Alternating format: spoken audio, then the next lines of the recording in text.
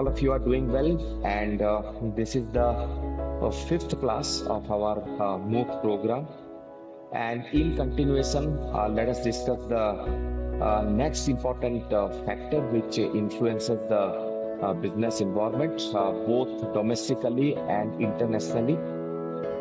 So let us discuss about political environment. And political environment, you might be knowing that plays a very crucial role, and there is a lot of discussion among the general people also regarding the political developments which take place on state basis or in the central basis, whatever it may be. It is a topic which carries a lot of interest among the common people as well. But from business point of view also, political environment plays a very crucial role. Political environment encompasses the government structure, political stability, regulatory framework governing corporate operations, political issues profoundly affect international company operations encompassing early hurdles, modifications, and diplomatic relations. Well, the brightest example that we can cite regarding political environment is what happened in US a couple of months earlier when Donald Trump he became the president of that particular country for the second time. And what we are witnessing across the globe in stock market. There is a carnage in stock market. There is a bloodbath. Every day the stock market is following, and almost there is a crash in the stock market. And partly the political environment of USA contributes to this. Likewise, in India also, you can find that some states where communist form of government is there, they are not doing well as far as the what you call productivity is concerned, industrial location is concerned, establishment of industry is concerned. So therefore, politics play a very important role because political parties they've got their own viewpoint, they have got their own ideologies, and these ideologies they affect the business environment to a great extent. So key aspects of political environments includes political stability. Stable governments promote international investment, whereas political instability may result in dangers such as uh, nationalization or other factors. Well, international investors and foreign institutional investors, we call them FII, they mostly prefer stable government because stable government brings a sense of confidence among them. And if there is political changes, change in the political landscape in a particular country, if it is occurring on regular basis, then definitely it will create a negative impression in the minds of the foreigners, institutional investors, and generally they are reluctant to invest in those countries where there is lot of political changes. So political stability is a very important factor. And next one is government policies. Government imposed taxation, tariffs, and trade policies influence international trade and investment. Yes, so government fixes taxation, and this taxation policy plays a very important role. And US recently, due to Trump factor, increased the tariff rate of products from across all the countries.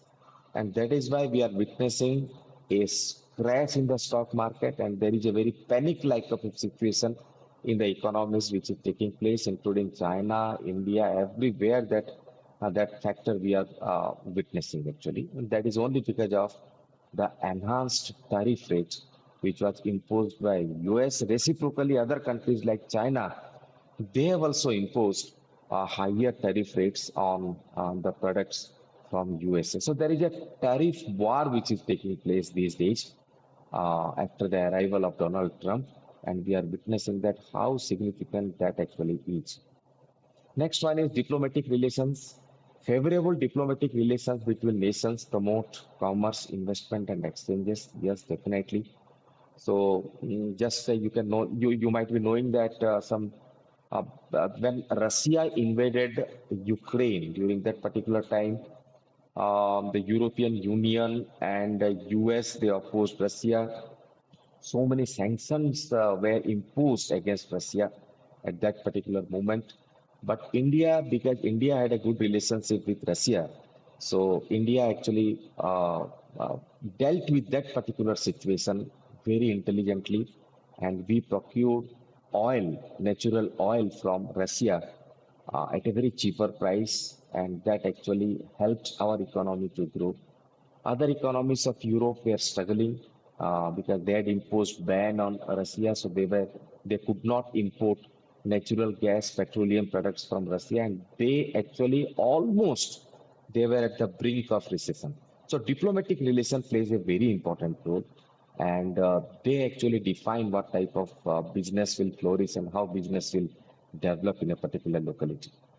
Regulations and bureaucracy. Regulations governing foreign enterprises encompassing licensing requirements, labor legislations, and environmental policy plays a very important role. And because of pollution factor these days, the environmental policies are very strict. They have become very, very stringent and better because otherwise the planet will not be habitable for anyone. So better strict, stringent environmental policies should be implemented. Labor legislation also takes place in almost every country for the benefit of the workforce.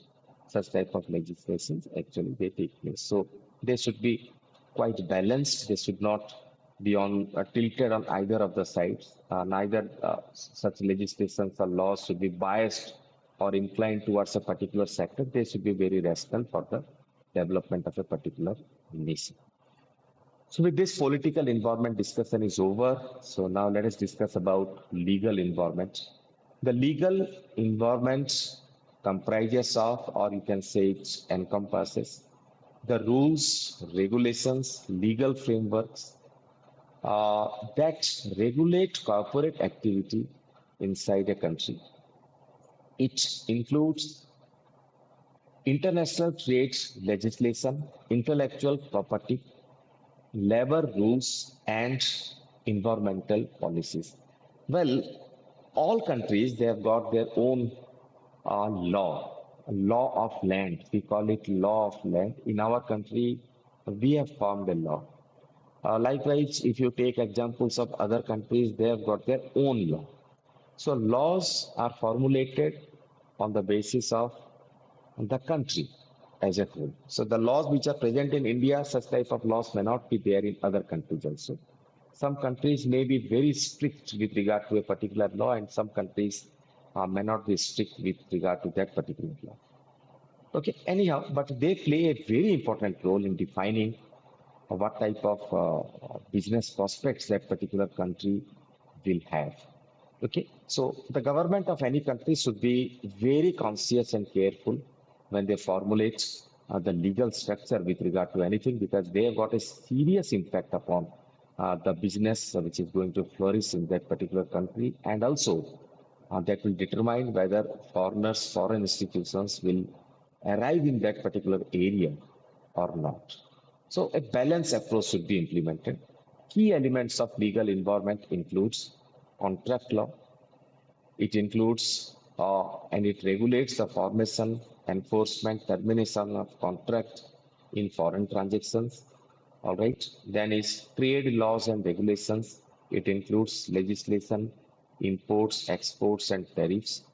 In India also we are having import policy, export policy, import tariff rates, export tariff rates also, and certain goods are totally exempted from taxes. Okay, on the basis of priority, on the basis of importance, on the basis of community, on the basis of society's interest, actually such type of regulations are formulated and they are amended from time to time. Next is intellectual property rights. Intellectual property rights means actually it includes patents, trademarks, copyrights. So intellectual property means these are those properties which arise due to human intelligence, right? Suppose you have created something new, you have designed something new, you have developed a certain new thing. So that should be protected. Otherwise, some other person will copy it down and he will steal your formula. If that happens, then people and innovators they will be discouraged to invent something new, with a fear that whatever they will create, whatever they will invent, that will be stolen by someone else. So for that reason, intellectual property right also plays a very important role. Employment laws, legislation concerning remuneration, employment conditions, and labor entitlements, this also plays a very important role. The labor law should be in favor of the society, in favor of the workforce, with a satisfactory workforce, healthy workforce.